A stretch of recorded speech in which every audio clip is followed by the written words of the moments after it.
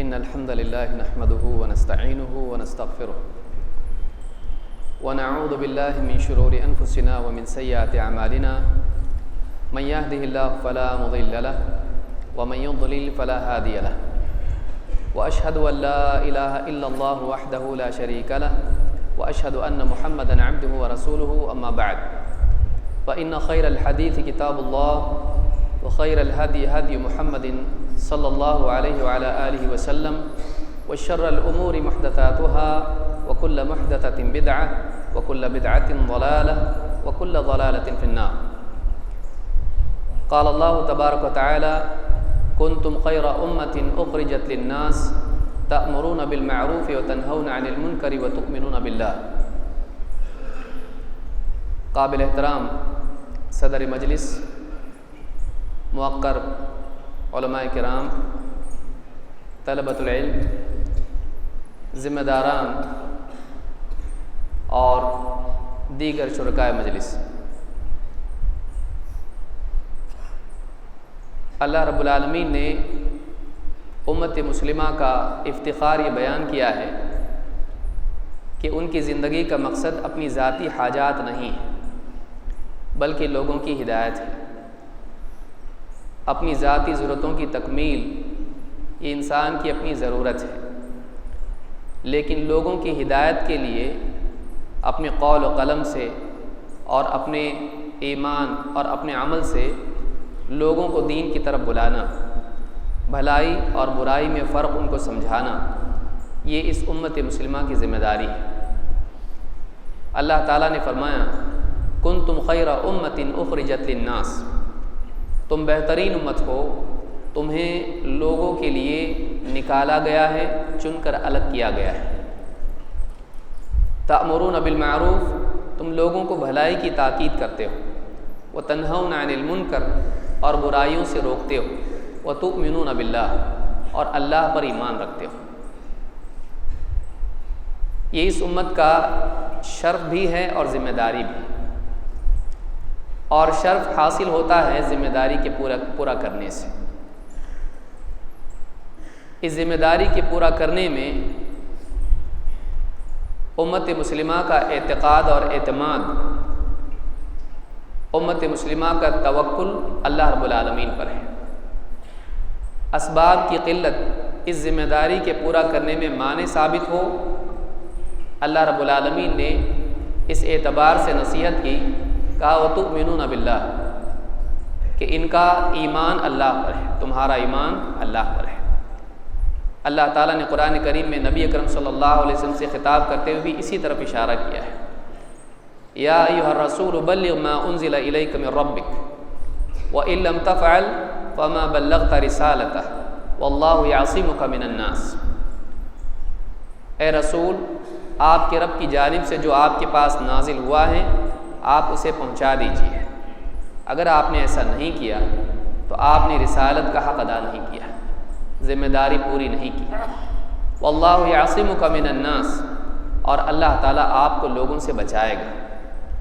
اگر آپ دعوت دو گے اور اس دعوت میں آپ کے مخالفین آپ کو ضرر پہنچانے کی کوشش کریں گے، اللہ رب العالمین اس بات کی ضمانت لیتا ہے کہ وہ آپ کو محفوظ رکھے گا۔ دعوت خود حفاظت کے وسائل میں سے ہے۔ اللہ رب العالمین نے نبی اکرم صلی اللہ علیہ وسلم کی حفاظت کا خود ذمہ لیا ہے۔ اسی طرح سے امت مسلمہ کے لیے بھی کہا وَتُؤْمِنُونَ بِاللَّهِ، تمہارا ایمان اللہ پر ہے۔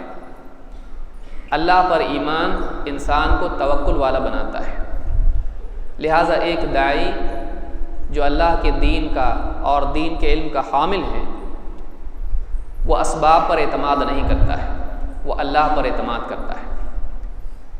اسباب اللہ کے محتاج ہیں، اللہ رب العالمین اسباب اور وسائل کا محتاج نہیں ہے۔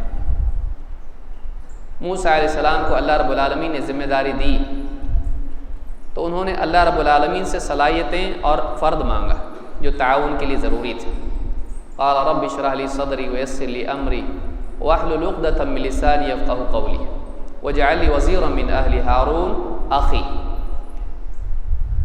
اپنے لیے صلاحیت مانگی، زبان کی گرہ کھول دے، اور قلبی سطح پر انشراح قلب اللہ سے مانگا اس ذمہ داری کو، بڑی ذمہ داری کو ادا کرنے کے لیے حوصلہ اور ہمت اور دل اس کے لیے کھل جائے۔ اور کلام دعوت کے لیے بہت ضروری ہے، اصل تو یہی صلاحیت ہے، اللہ رب العالمین سے زبان کی صلاحیت مانگی ہے، اور اکیلا آدمی کچھ نہیں کر سکتا ہے، اس کو معاونین کی ضرورت ہوتی ہے۔ اس لیے اپنے لیے اپنا قابل اعتماد بھائی ہارون علیہ السلام کو اپنے ساتھ اس کار خیر میں شریک کرنے کا اللہ رب العالمین سے مطالبہ کیا ہے۔ اللہ نے یہ سب کچھ دے دیا۔ قال اوتیت سؤلک یا موسیٰ، اے موسیٰ تم نے جو کچھ مانگا ہے تم کو دے دیا گیا۔ معلوم یہ ہوا کہ انسان جب ذمہ داری قبول کرتا ہے تو اللہ رب العالمین کی طرف سے اس کی مدد ہوتی ہے۔ ان تنصر اللہ ینصرکم ویثبت اقدامکم، اگر تم اللہ کی مدد کرو گے یعنی اللہ کے دین کی، تو اللہ تمہاری مدد کرے گا اور تمہارے قدموں کو جما دے گا۔ جب ایک انسان اندر سے نیت کر لیتا ہے کہ میں یہ سارا علم حاصل کرنے کے بعد اللہ کے دین کی خدمت کروں گا، اللہ کے دین کی اشاعت کے لیے اپنے دن رات صرف کروں گا، اپنی ساری صلاحیتوں کو اللہ کے دین کے فروغ میں استعمال کروں گا، میں اپنی معاش کے لیے نہیں بلکہ اپنی معاد کے لیے فکر کروں گا، تو ایسے انسان کو اللہ رب العالمین دنیا میں ثابت قدم رکھتا ہے اور اس کے ذریعے سے اللہ رب العالمین دوسروں کو بھی ہدایت دیتا ہے۔ سب سے قیمتی آدمی وہ ہے جس کے پاس مقصد ہو، جس کے پاس ایک اونچا اور اعلیٰ مقصد ہو۔ مال کا ہونا، بڑے نسب کا ہونا، صلاحیتوں کا ہونا بھی بڑی چیز نہیں ہے، اس لیے کہ بہت سارے لوگ صلاحیتوں کے باوجود دنیا میں بیکار اور بے فائدہ زندگی گزار کے ان سے چلے جاتے ہیں۔ صلاحیت اصل نہیں، مقصد اصل ہے، اور مقصد کے لیے جینے کا جذبہ اصل ہے۔ جب یہ جذبہ زندگی میں آتا ہے تو انسان کی کوشش بھی اس کے لیے انسان کو تیار کرتی ہے، اور پھر اللہ رب العالمین بھی اپنے فضل سے انسان کو صلاحیت عطا فرماتا ہے جو اس مقصد کی تکمیل کے لیے ضروری ہے، بلکہ دنیا بھر کے وسائل کو اس کے قدموں میں لا کے ڈال دیتا ہے کہ جن میں سے چاہے انتخاب کرے اور اپنے مقصد کو پورا کرے۔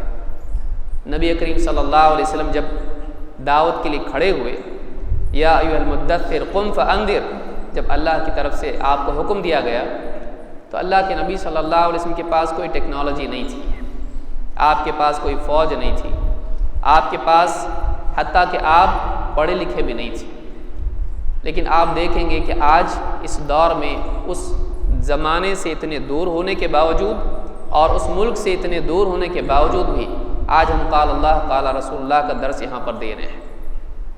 یہ اللہ کے نبی صلی اللہ علیہ وسلم کو اللہ رب العالمین کی طرف سے ایک فضل تھا۔ آپ کی فکر آپ دیکھیں کہ آپ کہہ رہے ہیں کہ میری مثال ایسی ہے جیسے ایک آدمی نے آگ جلائی اور جب اس آگ نے اپنے اطراف کو روشن کیا تو پتنگے اس پہ گر رہے ہیں اور وہ آدمی ان کو بچانے کی کوشش کر رہا ہے۔ میں تمہیں پیٹ پکڑ کے گھسیٹ رہا ہوں، ہلم عن النار ہلم عن النار، آگ ہے، آگ سے بچو، اور تمہارا حال ہے کہ تم آگ میں کودے چلے جا رہے ہو۔ نبی اکرم صلی اللہ علیہ وسلم کے پاس مقصد تھا، اور آپ صلی اللہ علیہ وسلم نے اپنے ساتھ صحابہ کو بھی با مقصد زندگی گزارنے والا بنایا۔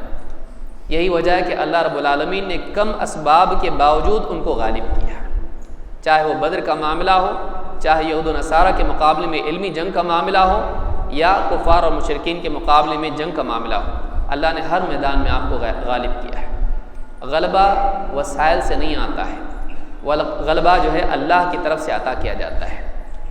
لہٰذا ایک مسلمان کو، خاص طور سے طلبۃ العلم کو، اس بات کو ملحوظ رکھنا چاہیے کہ ہماری زندگی کا مقصد یہ نہیں ہے کہ ہم اپنی معاش کے لیے کوشش کریں، بلکہ ہماری زندگی کا مقصد یہ ہے کہ اتنے اساتذہ اور ہمارے والدین بھی اور پورا سماج مل کر جو ہمارے لیے کوشش کر رہا ہے، ہمارے لیے قربانی دے رہا ہے، اپنے اوقات صرف کر رہا ہے، اپنے مال اور اپنی صلاحیتوں کو لگا رہا ہے، ہم اس سے فارغ ہونے کے بعد کس کام میں لگتے ہیں۔ ایک طالب علم پر اتنے لوگوں کا محنت کرنا بہت بڑی بات ہے۔ ایک طالب علم اتنا قیمتی ہے کہ وہ جا کر کتنوں کی ہدایت کا ذریعہ بنے گا ہم نہیں جانتے۔ امام ابن ابی حاتم رحمہ اللہ نے اپنی کتاب الجرح والتعدیل میں ذکر کیا ہے عبداللہ بن مبارک رحمہ اللہ کے پاس کوئی گیا اور کہا کہ اوصینی، مجھ کو کچھ وصیت کیجیے، نصیحت کیجیے۔ انہوں نے کہا اعرف قدرک، اپنی قدر کو جان لے۔ کہا مجھ کو وصیت کیجیے، کہا اپنی قدر جان۔ ایک انسان اپنی قدر جانے، اپنے مقصد کی قدر جانے، اگر وہ مقصد کے لیے جیتا ہے تو اس کا کردار اس مقصد کے مطابق بنتا ہے۔ جب ایک انسان کے پاس اعلیٰ مقصد ہوتا ہے تو اس کی زندگی اس مقصد کے مطابق ڈھلتی چلی جاتی ہے۔ لیکن اگر ایک انسان اپنا مقصد صرف مال و دولت کو بنا لے، دنیا میں اچھے گھر میں رہنا، اچھی موٹر کار میں گھومنا، اچھی گھڑی پہننا، اچھے کھانے پینے کھانا اور خوشحال زندگی گزارنا، اگر یہ مقصد وہ بنا لے تو اس علم کی ناقدری اس نے کی جو اس کو دیا گیا تھا۔ اصل چیز یہی ہے کہ ہم مقصد کے لیے جینے والے بنے۔ اگر کوئی طلباء سے ہم میں سے پوچھے بھائی آپ یہاں کیسے پہنچ گئے، اس کا جواب یہ نہیں ہونا چاہیے کہ میرے ماں باپ کی غلطی کی وجہ سے، کہ انہوں نے غلطی کی، ایک بھائی کو ڈاکٹر بنایا اور مجھ کو یہاں پھینک دیا۔ اگر کسی کے ذہن میں یہ بات ہے تو ابھی تک وہ واقعی اس صحیح فہم پر نہیں آیا جو نجات کے لیے ضروری ہے۔ اس سے زیادہ قیمتی کوئی چیز نہیں ہے۔ اگر ہوتی تو اللہ رب العالمین اپنے نبی کو علم دیتا۔ اللہ کے نبی صلی اللہ علیہ وسلم دنیاوی اعتبار سے پڑھے لکھے بھی نہیں تھے، لیکن اللہ کے رسول صلی اللہ علیہ وسلم کو اللہ رب العالمین نے آسمان والا علم دیا۔ اللہ تعالیٰ نے آپ کو وہ علم دیا جو آپ کے پاس آج آ رہا ہے، قرآن کا علم، سنت کا علم۔ وَأَنزَلَ اللَّهُ عَلَيْكَ الْكِتَابَ وَالْحِكْمَةَ وَعَلَّمَكَ مَا لَمْ تَكُنْ تَعْلَمُ وَكَانَ فَضْلُ اللَّهِ عَلَيْكَ عَظِيمًا۔ آپ دیکھیں اللہ نے اپنا فضل جتایا، کیا دیا آپ کو؟ دنیا کی ٹیکنالوجی دی، انگلش میں ماہر بنایا، سائنس کا علم دیا، تجارت کا علم سکھایا۔ اللہ رب العالمین نے کس علم کے دینے کے بعد اپنا فضل جتایا ہے؟ وَأَنزَلَ اللَّهُ عَلَيْكَ الْكِتَابَ وَالْحِكْمَةَ، اے نبی آپ پر اللہ تعالیٰ نے کتاب و حکمت کو نازل کیا ہے۔ وَعَلَّمَكَ مَا لَمْ تَكُنْ تَعْلَمُ، اور آپ کو وہ سکھایا جو آپ پہلے نہیں جانتے تھے۔ وَكَانَ فَضْلُ اللَّهِ عَلَيْكَ عَظِيمًا۔ لہٰذا ایک مسلمان کو، خاص طور سے طلبۃ العلم کو، اپنی زندگی کے لیے مقصد اور ہدف متعین کرنا چاہیے۔ یہ فکر نہیں ہو کہ جلدی سے یہاں سے چھٹی ملے، نجات پاؤں تو میں جا کے جلدی سے علی گڑھ میں کہیں کچھ نہ کچھ کر کے اپنی معاش کا سلسلہ جاری کروں، یا میں یہاں سے نکل کر جلدی سے کوئی ٹریول ایجنسی میں لگ جاؤں اور پھر خوب کماؤں۔ مولوی مجھ کو نہیں بننا ہے۔ ماں باپ کی غلطی کی سزا مجھ کو کیوں ملے؟ اکثر بہت سارے طالب علم اس طرح کی سوچ رکھتے ہیں۔ جس انسان کی، دیکھیے واقعی داعی وہ ہے جس کی فکر کو اس کا فقر تبدیل نہ کرے۔ سلف کے حالات کو آپ دیکھیں گے، فقر و فاقے میں جیے، لیکن ان کا فکر کبھی ان کے فقر سے متاثر نہیں ہوا۔ اس دور میں مال و دولت کے اسباب بڑھ گئے ہیں اور سب کو خوشحال دیکھ کے چاہتا ہے کہ میرے بھی بچے بھی خوشحال رہیں۔ اب اس کا راستہ کیا ہے؟ مال و دولت۔ خوشحال آپ دنیا میں دیکھنا چاہتے ہیں یا آخرت میں؟ اگر دنیا دار کی طرح ہم بھی صرف دنیا میں دیکھنا چاہتے ہیں اور آخرت کی فکر نہ کریں تو ان میں ہمیں فرق کیا ہے؟ یہ جو طلبہ ہیں یہ اس علم کے حامل ہیں جس کو لے کر فرشتہ آیا ہے، جس کو اللہ تعالیٰ نے اپنے سب سے مقرب بندے کو دیا۔ یہ اصل علم ہے۔ اس علم کے مقابلے میں اگر دوسرے علوم کی قدر ہماری نگاہ میں زیادہ ہیں تو واقعی ہم اس ذمہ داری کے ادا کرنے کے اہل نہیں ہیں جو انبیاء کو دی جاتی تھی، جن کا وارث علماء کو اللہ نے بنایا ہے۔ لہٰذا یاد رکھیں یہ بہت ہی بڑا دور ہے، اس اعتبار، دو اعتبار سے بہت اہم دور ہے۔ اس دور میں فتنے بہت بڑھ گئے ہیں، بہت ساری معاملات میں امت گرفتار ہے، بہت سارے مسائل اور چیلنجز ہمارے سامنے ہیں، بلکہ ایک دن کے بعد دوسرا دن، ہر نیا دن کچھ نہ کچھ مصیبت لے کر آ رہا ہے امت مسلمہ کے لیے، چاہے یہ ملک ہو یا عالمی سطح پر۔ اور دوسری یہ کہ اللہ رب العالمین نے ہمارے نقص کہیں یا ہماری کمی کو کوتاہی کہیں یا ذمہ داری کی عظمت کو اللہ رب العالمین جانتا ہے، اللہ نے بہت سے وسائل بھی ہمارے لیے آسان کر دیے ہیں، پیدا کر دیے ہیں۔ لہٰذا اس دور میں ان جدید وسائل کے استعمال کے ذریعے اور اللہ کی دی ہوئی صلاحیت اور توفیق کو آدمی کو استعمال کرتے ہوئے ایک داعی کو، ایک طالب علم کو چاہیے کہ اپنی زندگی کے لیے مقصد متعین کرے کہ میں حق کے فروغ کے لیے جیوں گا، چاہے اس کے لیے مجھ کو تکلیف ہی کیوں نہ ہو، میں اپنے قول سے اپنے عمل سے اللہ کے دین کی اشاعت کے لیے جیوں گا، چاہے وہ تدریس کے اعتبار سے ہو، چاہے وہ تبلیغ کے اعتبار سے ہو یا کسی بھی اعتبار سے ہو۔ یہ اصل مقصد زندگی کا ہے۔ اس سے بڑا کوئی مقصد ہوتا تو اللہ رب العالمین محمد رسول اللہ صلی اللہ علیہ وسلم کو دیتا۔ یہ سب سے بڑا مقصد ہے، لہٰذا اس کے لیے جینا کامیابی ہے۔ کامیابی اس کا نتیجہ کہنا ٹھیک نہیں ہوگا، یہ فی ذاتی ہی کامیابی ہے، اور اس کا انعام بہت بڑا ہے کہ ہر وہ آدمی جو آپ کی بات کو مانے گا، آپ کے نامہ اعمال میں اس کا عمل ہوگا، اس کی کامیابی میں، اس کی نجات میں، اس کی فلاح میں آپ کا حصہ ہوگا۔ اس سے بڑھ کے کیا ہے؟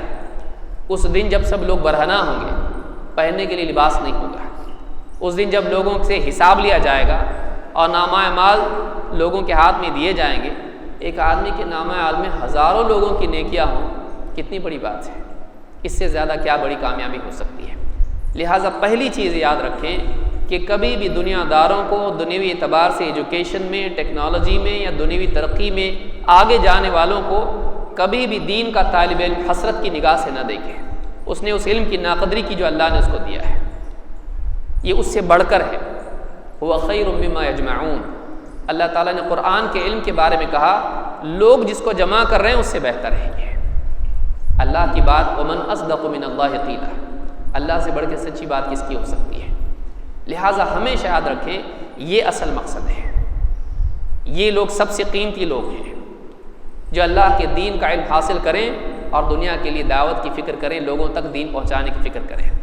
کنتم خیر امۃ اخرجت للناس، تم بہترین امت ہو، تم بہترین لوگ ہو جنہیں لوگوں کے لیے نکالا گیا ہے، چن کر ان کو الگ کیا ہے۔ وَاجْتَبَاكُمْ، اللہ نے تم کو چنا ہے، لیکن تمہارا وجود تمہاری اپنی ذات کے لیے نہیں ہے۔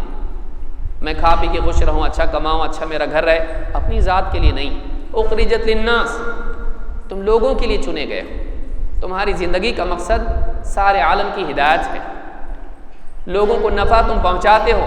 کوئی کھلا رہا ہے، کوئی ٹیکنالوجی میں آگے بڑھا رہا ہے، کوئی لوگوں کے لیے وسائل دنیوی اعتبار سے سہولیات پیدا کر رہا ہے، ہر آدمی کچھ نہ کچھ کر رہا ہے، لیکن تم سب سے بڑا کام کر رہے ہو۔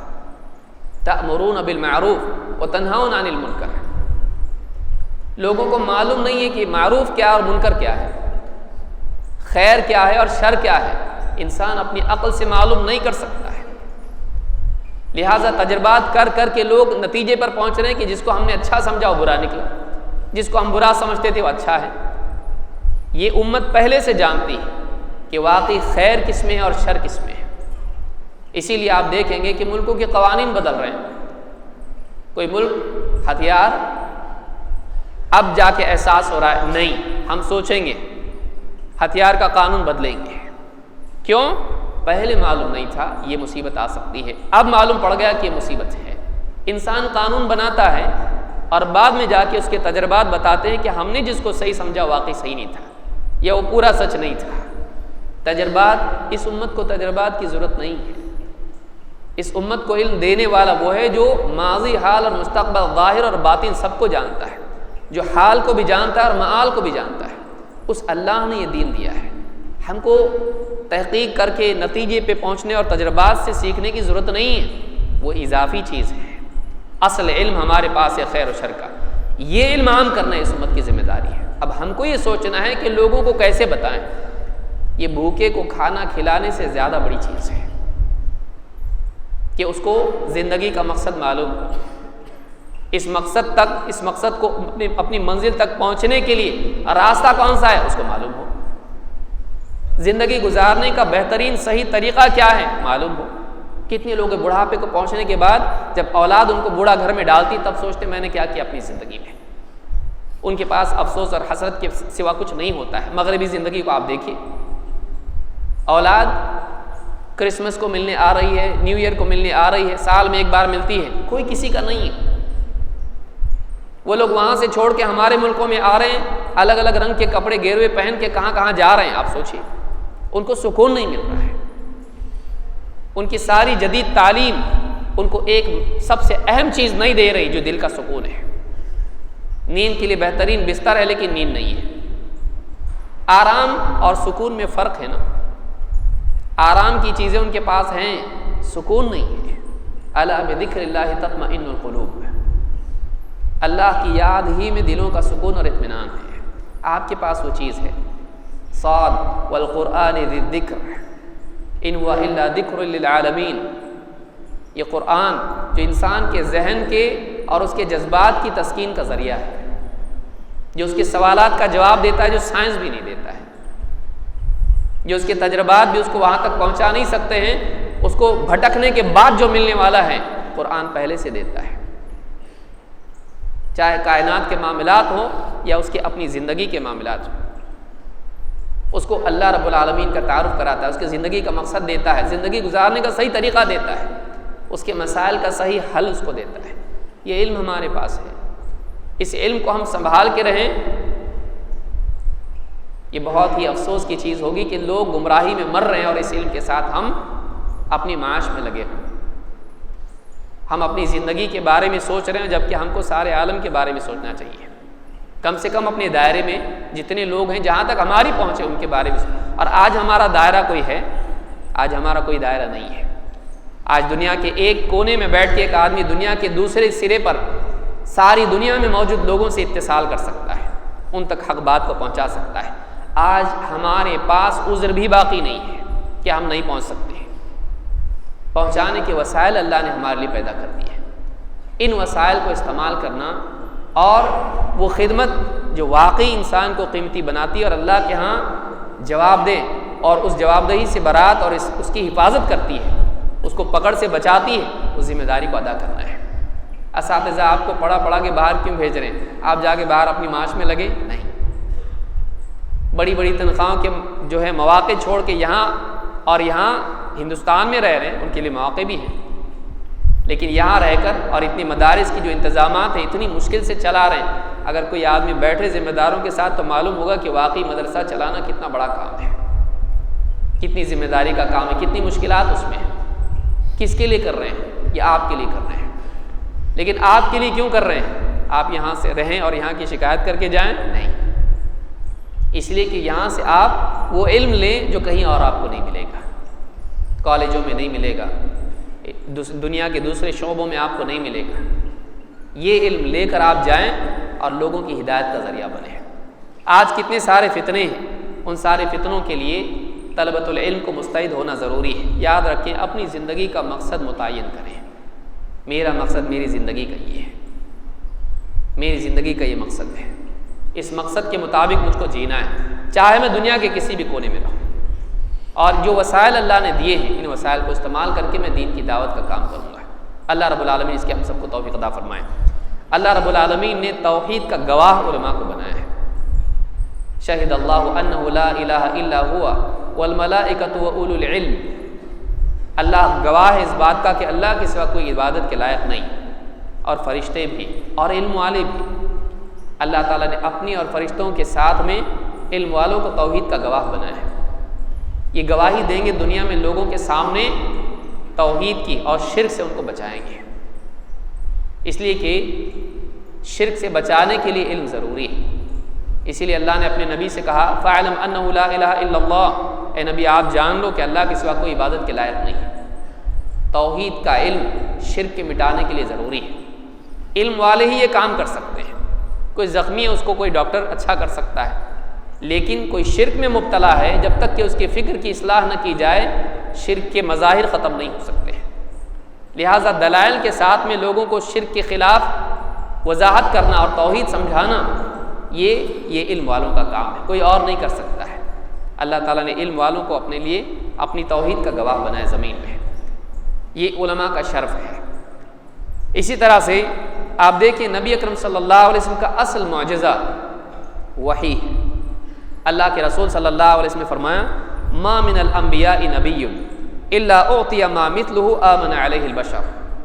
جتنے بھی نبی تھے انہیں ایسی نشانیاں دی گئی جنہیں دیکھ کر لوگ ایمان لاتے تھے. وانما کان الذی اوتیت وحیا اوحى اللہ الی. لیکن مجھے جو چیز دی گئی ہے جسے دیکھ کر لوگ ایمان لائیں گے وہ کیا ہے؟ وہ وحی ہے جو میری طرف اللہ تعالیٰ نے القاء کی ہے. وہ علم ہے جو وحی کے ذریعے مجھ کو دیا گیا ہے۔ فَأَرْجُو أَنْ أَكُونَ أَكْثَرَهُمْ تَابِعًا يَوْمَ الْقِيَامَةِ، مجھے امید ہے کہ قیامت کے دن سب سے زیادہ پیروی کرنے والے لوگ میرے ہوں گے۔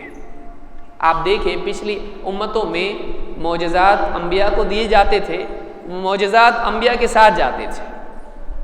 موسیٰ علیہ السلام کا عصا ہے یا اور بھی دوسرے انبیاء کو جو معجزات دیے گئے وہ ان کے زمانے کے ساتھ جڑے ہوئے تھے، لیکن نبی اکرم صلی اللہ علیہ وسلم کو اللہ تعالیٰ نے جو معجزہ دیا وہ علم جو وحی والا علم ہے، وہ معجزہ آپ کے ساتھ گیا نہیں، آپ اپنی بات چھوڑ کے گئے۔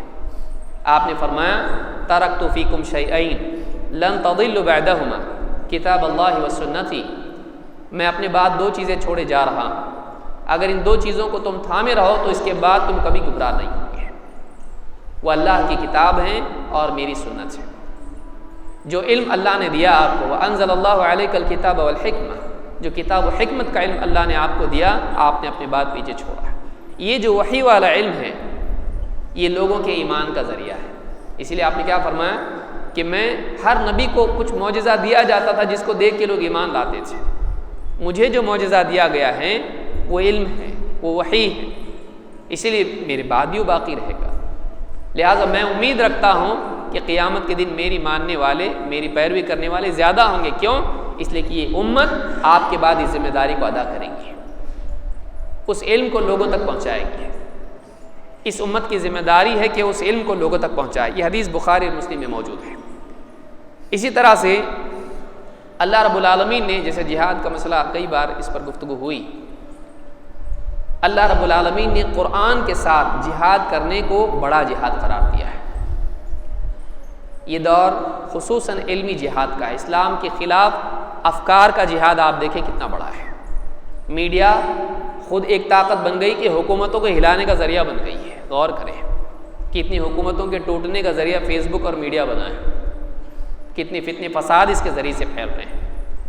حکومتیں میڈیا کے دباؤ میں آج ہیں، میڈیا کے ذریعے سے کچھ بھی آدمی کر سکتا ہے، اتنا بڑا آج مسئلہ ہو چکا ہے۔ اس کو خیر میں بھی اور شر میں دونوں میں استعمال کیا جا سکتا ہے۔ اللہ رب العالمین نے فرمایا فَلَا تُطِعِ الْكَافِرِينَ وَجَاهِدْهُمْ بِهِ جِهَادًا كَبِيرًا۔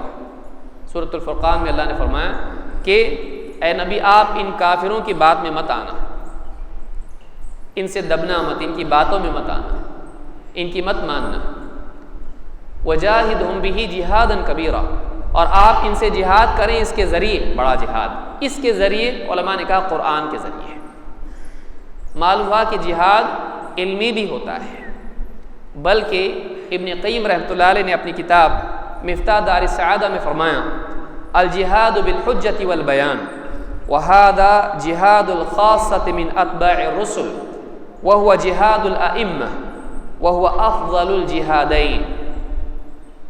فرماتے ہیں کہ دلیل اور وضاحت کے ذریعے سے، حجت اور بیان کے ذریعے سے جہاد کرنا، یہ انبیاء اور رسولوں اور ان کے خاص متبعین کا ہمیشہ سے شیوا اور خاصہ رہا ہے۔ اور فرماتے ہیں کہ یہ سارے ائمہ کا جہاد ہے، ہر دور میں وَجَعَلْنَا مِنْهُمْ أَئِمَّةً يَهْدُونَ بِأَمْرِنَا لَمَّا صَبَرُوا وَكَانُوا بِآيَاتِنَا يُوقِنُونَ۔ جو ہر دور میں ائمہ رہے ہیں، حق کے امام، ان کا اصل جہاد حجت اور بیان، دلائل کے ذریعے سے، قول کے ذریعے سے، دعوت کے ذریعے سے رہا ہے۔ اور فرماتے ہیں وَهُوَ أَفْضَلُ الْجِهَادَيْنِ، جو جہاد تلوار والا، ہتھیار والا ہوتا ہے، جنگ والا ہوتا ہے، قتال ہوتا ہے، یہ اور دلیل کے ساتھ، قول کے ساتھ، دعوت کے ساتھ، قلم کے ساتھ جہاد، ان دونوں میں افضل یہ ہے، اس لیے کہ یہ دائمی ہے، یہ دائمی جہاد ہے۔ اور اس سے تو قتل کرتے ہیں تو وہ جہنم میں چلا جاتا ہے، لیکن اس کے ذریعے سے اس کی منفعت زیادہ ہے، اس کے ذریعے سے باطل والے کا باطل ٹوٹتا ہے، وہ حق پر آتا ہے، اور وہ حق پر آ کر حق کا مددگار بنتا ہے۔ ابو جہل کو تو قتل کر دیا گیا، لیکن عمر بن خطاب رضی اللہ تعالیٰ عنہ جب ان کے پاس حق پہنچا، وہ حق کے ساتھی بن گئے اور حق کی قوت بنے۔ آپ غور کریں تو دعوت کے ذریعے سے وہ قوتیں جو اسلام کے ہدم کرنے اور اسلام کی مخالفت میں استعمال ہو رہی ہیں، اپنی ٹیکنالوجی، اپنی ذہانت اسلام کے خلاف استعمال کر رہے ہیں یا سلفی منہج کے خلاف استعمال کر رہے ہیں، اگر آپ ان کو دعوت دیتے ہیں اور ان تک حق کو واضح کرتے ہیں، ان کا ذہن بدل جاتا ہے، اس کا مال، اس کی صلاحیت، اس کی ٹیکنالوجی، اس کے وسائل اور اسباب سب کے سب حق کے لیے استعمال ہو سکتے ہیں، کہ ایک چیز جو ضرر تھی وہ نقصان والی چیز نفع بن سکتی ہے۔ یہ اس جہاد کے ذریعے سے ہوتا ہے۔ تلوار والے جہاد سے تو اس کو قتل کر دیا، گیا ہو، ختم، ایک مصیبت ٹلی۔ لیکن دعوت والے جہاد کے ذریعے سے جو مصیبت تھی وہ نعمت بن سکتی ہے، وہ قوت بن سکتی ہے۔ لہٰذا کہتے ہیں وَهُوَ أَفْضَلُ الْجِهَادَيْنِ۔ تو یہ دعوت کا فائدہ ہے، یہ دعوت کا فائدہ، اور جو وسائل آج ہیں ان کو استعمال کر کے آج ہم دے سکتے ہیں، دعوت دے سکتے ہیں۔ آج آپ دیکھیے جو وسائل ہیں، اور بہت ساری باتیں ہیں، فتنے کتنے ہیں، ایک صرف میں فہرست بتاتا ہوں، تفصیل نہیں۔ آج ایک طبقہ ہے جو دین سے بیزار ہے، دین سے نفرت اس کے دل میں ہے، میڈیا دیکھ دیکھ کر پڑھا لکھا ان پڑھ جاہل طبقہ، پڑھا لکھا جاہل طبقہ دین سے بیزار ہو رہا ہے، اور یہ حکومتیں ان کو استعمال کر رہی ہے اپنے منچ پر بلا کر، اور مسلمانوں کو اس سے کمزور کر رہی ہے۔ ان کو کون سمجھائے گا؟ اسی طرح سے صوفیت اور قبر پرستی عام ہو رہی ہے۔ آج بہت سارے لوگ آپ دیکھیں حکومتوں کے پاس جا کر بتا رہے ہیں بھائی اصل چیز صوفیت ہی ہے، اور صوفیت کو حکومتوں کی تائید بھی مل رہی ہے، اور جدید ٹیکنالوجی کے ذریعے سے، اور لوگ جو سکون کی تلاش میں ہیں اور ایسا دین چاہتے ہیں جس میں کوئی مسئلہ نہ ہو، جس میں سب مباح ہو، آج صوفیت کو عام کرنے کے لیے قوتیں جمع ہو رہی ہیں۔ اسی طرح سے مذہبی تعصب بڑھ رہا ہے، تقلید، اور اسی طرح سے ائمہ کی تائید کے نام پر آج لوگوں میں نفرتیں بڑھ رہی ہیں۔ ہم نہیں چاہتے کہ اس طرح کی نفرتیں بڑھیں، لیکن آپ دیکھیں گے کہ تعصب بہت بڑھتا جا رہا ہے، اور دشمنیاں بڑھ رہی ہیں، ایک دوسرے پر لان تان بڑھ رہا ہے، اور مسلمان آپس میں دور ہو رہے ہیں، ٹکڑے ہو رہے ہیں۔ انکار حدیث کا فتنہ ہے، ذرا کچھ آدمی پڑھ لیا، 2-4 سندیں معلوم ہو گئی، اور اسماء رجال کی کتابیں، اسماء رجال کی کتابیں اس کے سامنے آ گئی، ترجمے مل گئے، اس کو اپنے طور پر مجتہد بن کے سارے محدثین کو غلط ثابت کر رہا ہے، عقل کے خلاف ہے، قرآن کے خلاف ہے، حدیثوں کا انکار کر رہا ہے۔ اسی طرح سے اور بہت سارے مفکرین بیٹھ کر پڑوس کے ملکوں میں بیٹھ کے باتیں ایسے انداز میں بیان کر رہے ہیں، انداز سے متاثر ہو کر ان کی خرافات کو بھی لوگ تسلیم کر رہے ہیں، اس لیے کہ لوگ اتنے سمجھدار نہیں ہوتے۔ بولنے والے کا انداز بڑا اچھا ہے، دیکھو کیسا بغیر غصے میں آئے بولتا ہے۔ مولوی صاحب تو غصے میں آ رہے ہیں، یہ نہیں دیکھ رہا کہ غیرت مند ہے اس لیے غصہ آ رہا ہے، یہ بے غیرت ہے، یہ حدیث پر حدیث کا انکار کر رہا ہے، اور ذرا بھی اس کی پیشانی پر بل نہیں ہے، اس کے انداز کو دیکھ کر لوگ متاثر ہو رہے ہیں، اس کو میڈیا مل گئی ہے۔ اسی طرح سے جیسے آپ نے سنا اخوانیت ہے، دہشت گردی ہے، یا اسی طرح سے یعنی خارجیت ہے، یہ فتنہ عام ہو رہا ہے۔ عالمی حالات بگڑ رہے ہیں، سیاسی مسائل بگڑ رہے ہیں، اور مسلمانوں کے لیے مسائل عالمی سطح پر پیدا ہو رہے ہیں، لہٰذا میڈیا میں بار بار اس کو دیکھ کر لوگوں کے ذہن، نوجوانوں کے ذہن خراب ہو رہے ہیں۔ ہم کو کچھ کرنا چاہیے، یہ نہیں معلوم کیا کرنا چاہیے، لیکن جوانی کا جوش دکھائے، جہاں لے جائے وہ کرنا چاہیے۔ برائی کا جواب برائی سے، یہ نہیں سوچ رہا ہے کہ واقعی اس کا جواب دینا ہمارے لیے اور زیادہ مضر ہو سکتا ہے، اس کو سمجھانے والا کوئی نہیں، اس کے دل میں ڈالا جا رہا ہے۔ علماء بکے ہوئے ہیں، علماء بزدل ہیں، علماء دنیا کا ان کو کیا معلوم، وہ تو حیض اور نفاس کے مسائل جانتے ہیں۔ علماء سے بدظن کیا جا رہا ہے۔ جب علماء سے ایک بار اس کو کاٹ دیا جائے تو آپ بتائیے اس کا حشر کیا ہوگا۔ دین کے مسائل حل کرے گا بغیر علم کے، وہ دنیوی اعتبار سے سیاسی ہتھ کنڈے اپنا کر اور اس سے بھی آگے نکل کر تشدد پر چلا جائے گا۔ یہ ایک بڑا مسئلہ بنا ہوا ہے۔ اسی طرح سے شیعیت آج واپس سے قوت پا رہی ہے، بعض انجینئر ہوں یا بعض دوسرے لوگ ہوں، آج پھر سے لوگوں کو شیعیت کی طرف لے جا رہے ہیں، کبھی اہل بیت کی محبت کے نام پر، کبھی بعض حق واقعات جو علماء نے چھپا رکھے ہیں کتابوں میں ان کو لوگوں میں بیان کر کے، یہی کہہ رہے ہیں نا کہ بھائی میں وہ باتیں بیان کر رہا ہوں جو علماء نہیں بتاتے ہیں۔ یہ نہیں جانتا ہے کہ نبی اکرم صلی اللہ علیہ وسلم نے بھی صحابی سے کہا تھا لا تبشرہم فیتکلوا، اگر نیکیوں پر تکیہ کر لینا، کسی ایک نیکی پر تکیہ کر کے عمل میں کمزور ہونا، اگر یہ کسی بات کو لوگوں میں عام عوام میں بیان نہ کرنے کا سبب بن سکتا ہے، تو اصل اس دین کے حاملین جنہوں نے ہم تک دین کو پہنچایا ان کے بارے میں بدگمان ہونے کا خوف اگر ہے تو صفین اور جنگ جمل وغیرہ کے بارے میں نہیں بتاتے اگر علماء عوام کے درمیان میں، تو یہ کیا ہے؟ یہ ان کا چھپانا ہے، یہ ان کی مصلحت کی وجہ سے کہ عوام صحابہ کے بارے میں بدظن ہو کر حدیثوں کا اور قرآن کا بھی انکار کرنے لگ جائے۔ شیخین کے بارے میں آپ دیکھیے شیعت میں، آج شیعت پوری جو ہے سیاسی طاقت پا کر لوگوں کو سنت سے دور کرنے کی کوشش کر رہی ہے، واٹس ایپ پر گردش کر رہی چیزیں ایسی جو شیعہ کی ہے لیکن لوگوں کو معلوم نہیں ہے۔ حضرت علی نے فرمایا، فلاں نے فرمایا، اہل بیت کی محبت کے نام پر صحابہ سے بغض و عداوت پیدا کرنے کی بات کی جا رہی ہے۔ اسی طرح سے قادیانیت بعض علاقوں میں بہت پھیل رہی ہے، مال و دولت یا کسی اور ذریعے سے لوگ قادیانی ہو رہے ہیں، شولاپور میں ہو گئے اور کتنے ہزار جو ہیں آپ دیکھیے کچھ بعض علاقوں میں قادیانیت واپس سے پھیل رہی، بعض علاقوں کے اندر اخبار میں بھی آیا تھا یہ۔ اسی طرح سے آپ دیکھیں گے کہ عقلانیت اور سائنس پرستی عام ہو رہی ہے، بعض بولنے والوں کی وجہ سے ہر آدمی کے ذہن بیٹھا ہر چیز سائنس کے مطابق ہونا چاہیے۔ اب حدیث بعض دکھائی دے رہی کہ سائنس کے مطابق نہیں ہے، حالانکہ سائنس ترقی ابھی پوری نہیں کیا ہے، حدیث تک پہنچنے کے لیے ٹائم ہے اس کو، لیکن سائنس کی بنیاد کے اوپر حدیثوں کا انکار، قرآن کی آیات کا انکار تو نہیں کر سکتا ہے۔ تأویل، ایسی تأویل جو سائنس کے مطابق ہو، چاہے کتنی ہی دور کی تأویل کیوں نہ ہو، چاہے وہ تحریف کیوں نہ بن جائے، ایسا طبقہ دعوت کے نام پر آگے آ رہا ہے، دین کا کیا کرے گا ایسا طبقہ۔ اور آپ دیکھیں گے الحاد اور ارتداد ہو رہا ہے، کئی لوگ مرتد بھی ہو رہے ہیں، اور سیاسی طاقتیں ان کو استعمال کر رہی ہیں مسلمانوں کا مورال توڑنے کے لیے، ان کا حوصلہ توڑنے کے لیے۔ وہ ایسی بات یہ بھی چلتا ہے اسلام میں، یہ بھی چلتا ہے، تو ایسا نام اسلام کے نام پر بیان کر رہے ہیں، کچھ لوگ اسلام کے خلاف بول رہے ہیں۔ عورت کے بارے میں اسلام میں یہ مسئلہ ہے، جائیداد میں حصہ نہیں ہے، پردے کا مسئلہ ہے، فلاں مسئلہ ہے، عورت کے مسئلے کو لے کر یا اس طرح کے مدارس کے بارے میں بات ہو رہی ہے کہ مدرسے دہشت گردی کا مسکن ہے، یہاں سے دہشت گردی پھیل رہی، ٹی وی وغیرہ پر بھی باتیں آ رہی ہیں، لوگوں کو بدظن کیا جا رہا ہے اسلام سے، اسلام کی تعلیم سے، اسلام کے حاملین سے، اور اس میں بعض ایسے لوگ بھی شریک ہیں جو نام کے مسلمان ہیں جن کو اسلام سے کوئی لینا دینا نہیں ہے۔ یہ ایک بڑا فتنہ ہے۔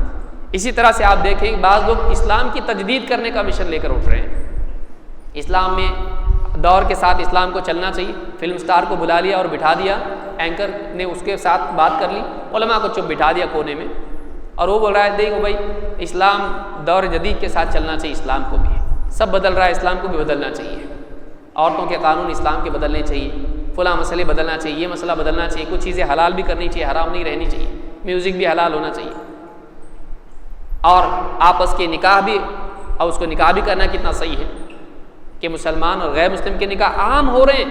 آج اخبارات میں آپ دیکھیے آپ کو ملے گا، بعض نوٹس بورڈ پہ آپ کو بہت سارے لوگ بھیج رہے ہیں، مسلمان لڑکی ہے، غیر مسلم لڑکا ہے، نکاح ایسے ہو رہے ہیں۔ اس کو غلط نہیں سمجھ رہے ہیں، اس کو کوئی غلط نہیں سمجھا، کیونکہ جدید تعلیم میں جا کے بچے پڑھ رہے ہیں، سب چلتا ہے۔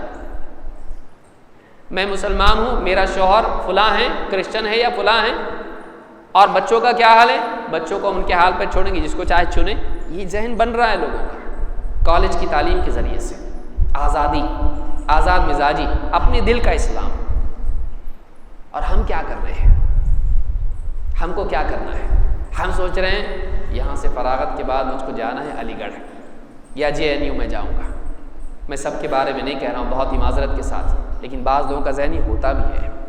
علی گڑھ جانا غلط نہیں ہے، علی گڑھ جا کے اپنا مقصد چھوڑنا غلط ہے۔ ہمارا مقصد یہاں یہ ہونا چاہیے کہ ہم اپنی زندگی کو امت کے لیے جو فتنے آ رہے ہیں، مسلمانوں کے لیے، دعوت کے لیے، حق کے لیے، اسلام کے لیے جو فتنے آ رہے ہیں، جو اس کی دیواروں سے ٹکرا رہے ہیں، ہم ان فتنوں سے دین کا دفاع کریں گے، ہمارے منہج کا دفاع کریں گے، ہم اپنی زندگی کو اس میں لگائیں گے۔ یہ مقصد اگر ہمارا ہے تو واقعی اللہ کے ہاں ہم قیمتی ہیں، نہیں تو پھر بہاؤ میں بہہ جائیں گے۔ پھر کتنے ایسے ہیں جن کو پہچاننا بھی مشکل ہو جاتا ہے کہ بھائی یہ کون ہے، اس کا تعارف کراتے ہو اس کا سر جھکا ہوتا ہے، وہ دنیا میں ایسا لگ گیا کہ سب چھوڑ دیا، پھر اس کو کوئی حدیث بھی مشکل سے یاد آتی ہے۔ آپ دیکھیے اتنی محنت اس کے اوپر کی گئی، 8-8 10 سال 20 سال بھی بعض محنتیں ہوئی ہیں، اس کے بعد اگر وہ امت کے لیے فائدے کی بجائے نقصان بنے، کتنی شرم کی بات ہے کہ لوگ کہیں دیکھو اس کا حال دیکھو، کیا فائدہ مدرسے جا کر، نہیں بھیجنا ہم اس کو اپنے بچوں کو مدرسے۔ اگر ایک آدمی بھی ایسا بنتا ہے، اگر قابیل بغیر نیت کے قتل کرتا ہے، اسوہ بننے کی نیت اس کی نہیں تھی، لیکن اس نے قتل کیا، اس نے شروعات کی اور اس کو دیکھ کر لوگ قتل کرتے ہیں، سارا وبال اس پر آتا ہے۔ تو آپ سوچئے ایک آدمی غلط کام کرتا ہے اور مدارس سے، علماء سے لوگوں کو متنفر کرنے کا ذریعہ بنتا ہے، کتنا بڑا وبال ہے، چاہے اس کی نیت ہو یا نہ ہو۔ دعوت تو دے نہیں رہا ہے، لیکن اس کی زندگی اگر غلط ہوتی ہے، لوگوں کو دین سے، دعوت سے، علم سے، مدارس سے، علماء سے متنفر کرتا ہے، کتنا بڑا نقصان ہے۔ لہٰذا طلبۃ العلم کو خاص طور سے، چونکہ زیادہ مجمع وہی ہے اور میں اپنے کو اس کا اہل نہیں سمجھتا ہوں کہ واقعی نصیحت کروں، لیکن یہ چیزیں ہم میدان میں دیکھ رہے ہیں، آپ اس میدان میں آنے والے ہیں۔ ہم ٹوٹا پھوٹا جیسا بھی ہم سے ہو رہا ہے ہم کر رہے ہیں، آپ کے آنے کا ہم لوگ انتظار کر رہے ہیں کہ اصل اس علم کے حاملین جب میدان میں آئیں گے تو واقعی آنے کے بعد یہ صحیح ڈھنگ سے کام کر پائیں گے۔ آپ کے لیے بہت ہی بڑی نعمت ہے کہ آپ اس بڑے مدرسے میں ہیں، یہ ہمارے ملک کی شان ہے مدرسہ، یہ سر کا تاج ہے ہمارے سلفیت کا۔ یہاں آنا خود ایک شرف کی چیز ہے، یہاں اساتذہ آپ کو پڑھا کے باہر بھیج رہے ہیں، آپ سوچیں یہ اپنا خون، اپنے جگر کا خون آپ کو دے رہے ہیں۔ ان کے حالات آپ دیکھیں گے زندگی کے، سب کے جو بھی سب ذمہ داران سے مل کے، سب اساتذہ، سب لوگ کتنی قربانیوں سے اس مدرسے کو چلا رہے ہیں۔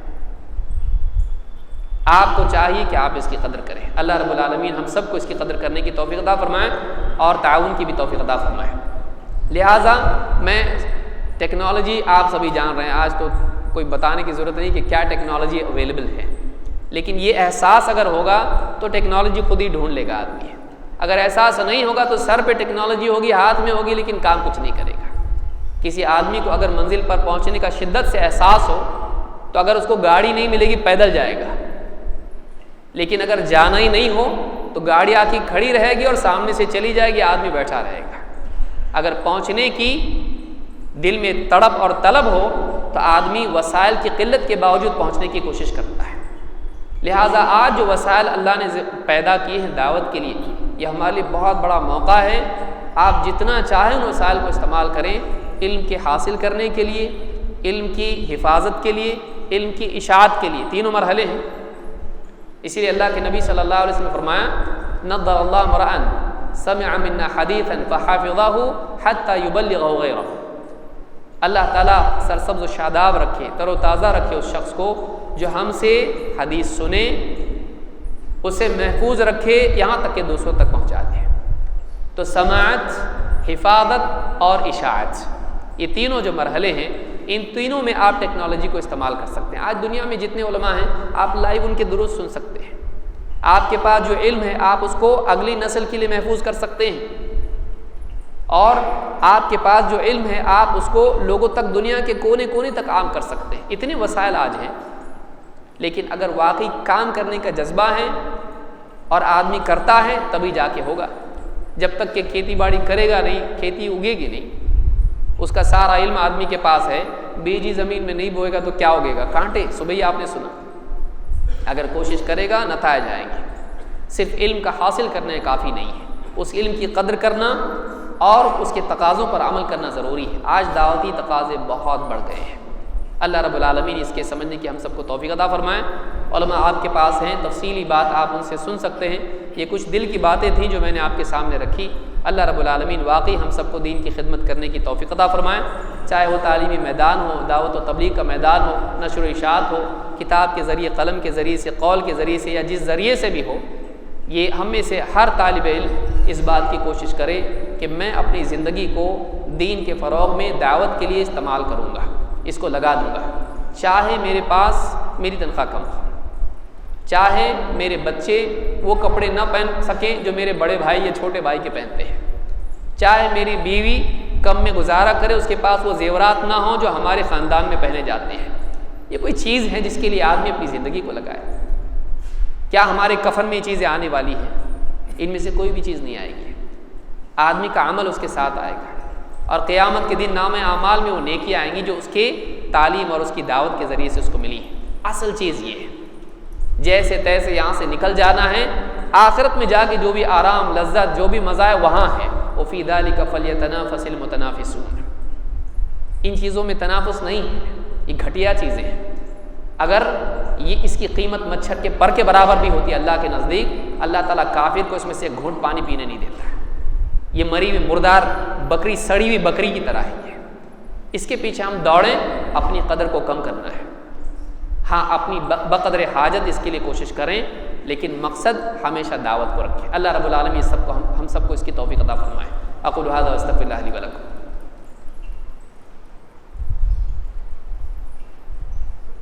میں سمجھتا ہوں سوال و جواب علماء آپ کے پاس ہیں موجود، آپ انہی سے پوچھیں۔ واقعی اگر کوئی ٹیکنالوجی سے متعلق ہو جو ہماری اوقات کے مطابق ہے تو اس کا جواب ہم دے سکتے ہیں، لیکن علمی سوالات جو بھی ہیں علماء آپ کے پاس ہیں، آپ ان سے پوچھ سکتے ہیں۔